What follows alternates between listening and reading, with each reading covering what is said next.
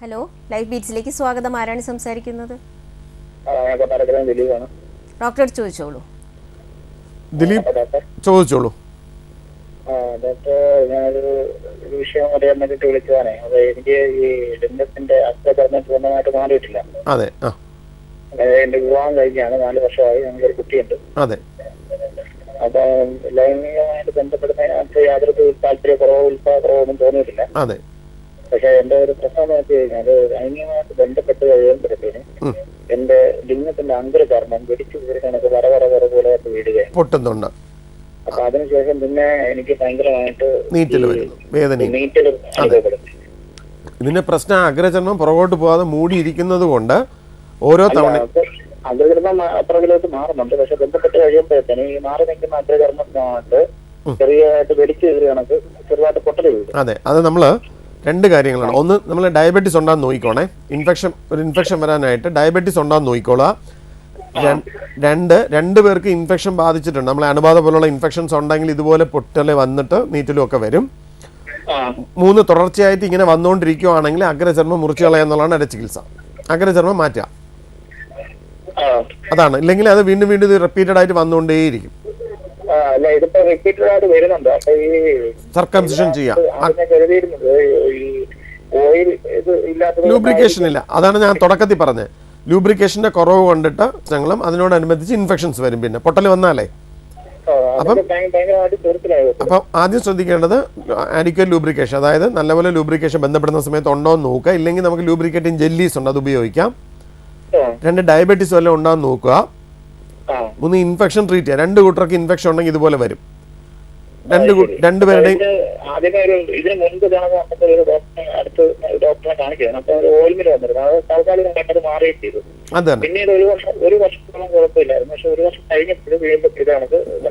രണ്ടുപേരും ചികിത്സ എടുക്കണേ. 2 പേരും ട്രീറ്റ്മെന്റ് എടുക്കണം. ഇൻഫെക്ഷൻ 2 പേരും ഒരുമിച്ച് ചികിത്സിച്ച ഇൻഫെക്ഷൻ മാറ്റണം. 3 വീണ്ടും ഇത് വന്നുകൊണ്ടേ ഇരിക്കുകയാണെങ്കിൽ അടുത്ത ചികിത്സ എന്ന് പറയുന്നത് അഗ്രചർമ്മം മുറിച്ച് കളയാം, നമ്മളെ സർക്കംസിഷൻ. അതാണ് അതിന്റെ treatment. Okay, okay, thank you. Okay, thank you for calling. അപ്പോൾ ഡോക്ടർ, നമുക്ക് സമയക്കുറവുണ്ട്, അതുകൊണ്ട് ഇത് പൊതുവെയുള്ള പ്രശ്നങ്ങളും എല്ലാവരും അറിഞ്ഞിരിക്കേണ്ട കാര്യങ്ങളെക്കുറിച്ചൊക്കെ ഡോക്ടർ നല്ലൊരു അവബോധം.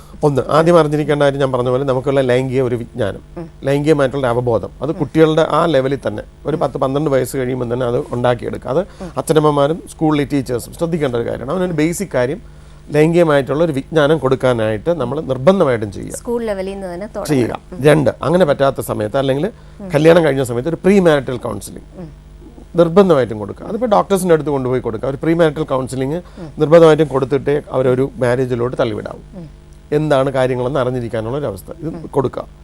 കല്യാണം കഴിഞ്ഞ ആൾക്കാരാണെങ്കിൽ പോലും, മാരേജ് കഴിഞ്ഞിട്ടാണെങ്കിൽ പോലും ഒരു കൗൺസിലിംഗ്. അവർക്ക് അതിനെപ്പറ്റിയുള്ള എന്തെങ്കിലും സംശയങ്ങളുണ്ടെങ്കിൽ, പലപ്പോഴും ഇതിനകത്ത് പ്രശ്നം വരുന്നതെന്ന് വെച്ചാൽ പുറത്ത് പറയാനുള്ള മടി.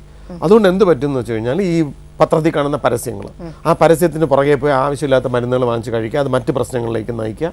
പിന്നെ അത് വലിയൊരു പ്രോബ്ലത്തിലേക്ക് കൊണ്ടുപോകും. അതുകൊണ്ട് പറയാനുള്ളത്, ഞാൻ എപ്പോഴും ഈ കണ്ടുകൊണ്ടിരിക്കുന്നവരുടെ പ്രേക്ഷകരോട് പറയാനുള്ളത്, നിങ്ങൾക്ക് ഇങ്ങനെയുള്ള എന്തെങ്കിലും ഒരു സംശയം ഉണ്ടെങ്കിൽ കൃത്യമായിട്ട് ഇതിനുള്ള എല്ലാ ഡോക്ടേഴ്സും ഉണ്ട്. ഇപ്പോൾ യൂറോളജിസ്റ്റ് ഉണ്ട്, ആൻഡ്രോളജിസ്റ്റ് ഉണ്ട്, ഗൈനക്കോളജിസ്റ്റ് ഉണ്ട്. അവരെ കണ്ട് വ്യക്തമായി ഈ സംശയം ചോദിച്ച് കാര്യങ്ങൾ മനസ്സിലാക്കുക.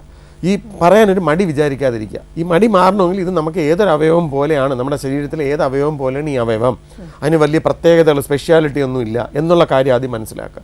അപ്പോൾ അതിന് വരുന്നൊരു അസുഖം, അതാത് അസുഖത്തിനുള്ള ഡോക്ടറെ കണ്ട് അതിൻ്റെ സംശയം ദൂരീകരിക്കുക, ഏറ്റവും ഇമ്പോർട്ടൻ്റ് ആയിട്ടുള്ള കാര്യം.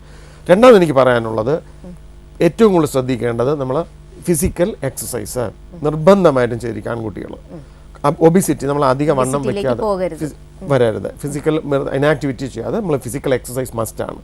എങ്കിലേ നമ്മളെ ഹോർമോൺ നിലനിർത്താൻ പറ്റും. 3, ഈ ആവശ്യമില്ലാത്ത അഡിക്ഷൻസ്, പുകവലി, മദ്യപാനം, ഡ്രഗ്സ്, ഇതെല്ലാം തന്നെ നമ്മുടെ ഇതിനെ ബാധിക്കുന്ന കാര്യങ്ങളാണ്.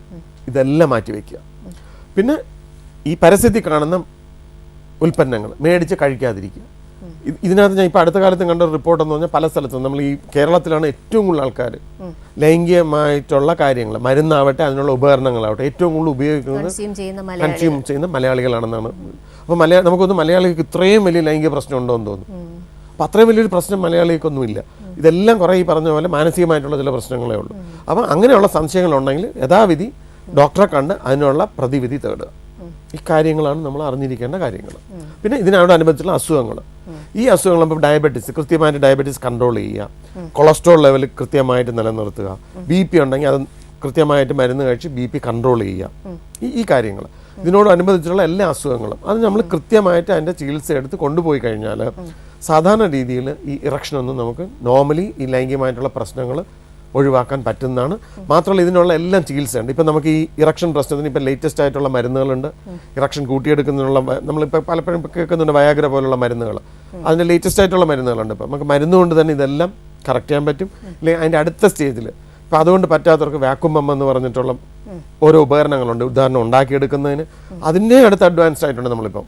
അതായത് ലിംഗത്തിന് ഇപ്പോൾ ഒട്ടും ഇറക്ഷൻ ഇല്ലാത്തവർക്ക്, ഉദാഹരണമേ ഇല്ലാത്തവർക്ക് പിന്നെയിൽ പ്രോസ്റ്റസിസ്, അതായത് ആർട്ടിഫിഷ്യൽ ലിംഗങ്ങൾ ഈ ലിംഗത്തിനകത്ത് വെച്ചിട്ട് ഉദാഹരണം ഉണ്ടാക്കി എടുക്കുന്ന ചികിത്സ വരെ, ആധുനികമായിട്ടുള്ള ചികിത്സ വരെ ഉണ്ട്.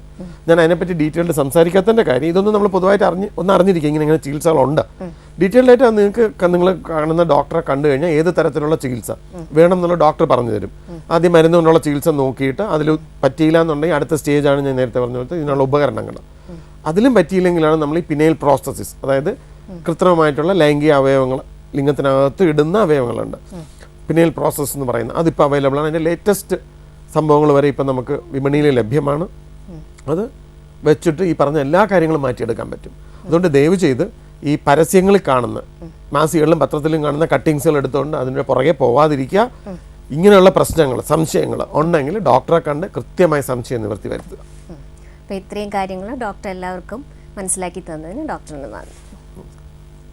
ലൈഫ് ബീറ്റ്സിൽ അടുത്ത ആഴ്ച ഇതേ സമയം പുതിയൊരു സബ്ജക്റ്റുമായി വീണ്ടും കാണാം.